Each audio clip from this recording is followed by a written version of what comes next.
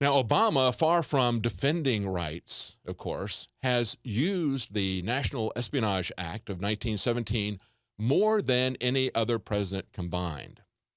I think it's been used something like, and I'm losing track of it because he's using it so frequently, I think he's done something like 9 out of the 9 times it's been used since 1917. He's done 6 of them, I think. Maybe it's now 10, and he's done 7.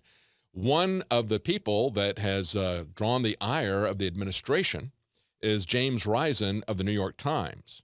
And he has an article that just came out.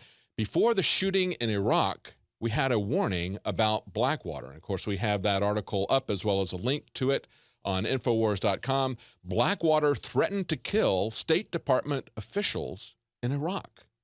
This guy says, I took Mr. Carroll's threat seriously. We were in a combat zone where things can happen quite unexpectedly. Well, what was that threat? Well, it turns out that this is weeks before they shot 17 civilians in Baghdad's square in 2007. That was Blackwater guards that shot 17 civilians in Iraq. Weeks before that happened, they sent investigators to the area to see what was going on. And Blackwater's top manager there issued a threat to these State Department investigators. He said that he could kill the government's chief investigator and, quote, no one could or would do anything about it as we were in Iraq.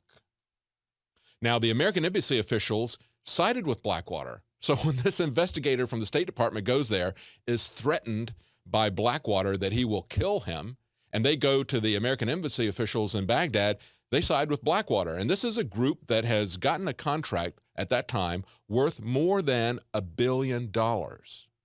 And these guys do whatever they wish. And it was just a few weeks after that that they shot and killed 17 civilians in the square.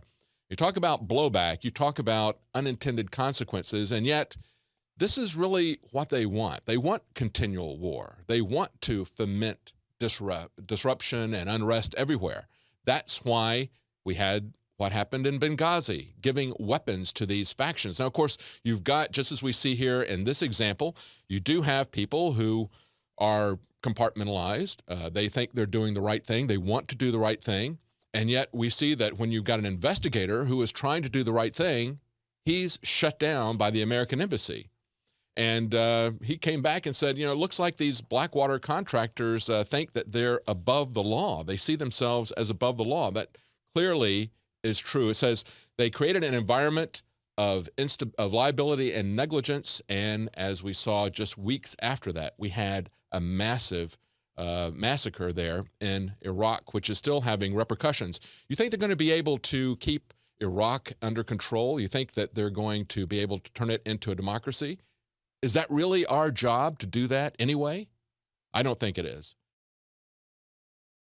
You are watching the best of the Alex Jones Show, weekdays from 11 a.m. to 2 p.m. Central. Watch live at Infowars.com/show or become a member of InfoWarsNews.com and help us take resistance to the next level.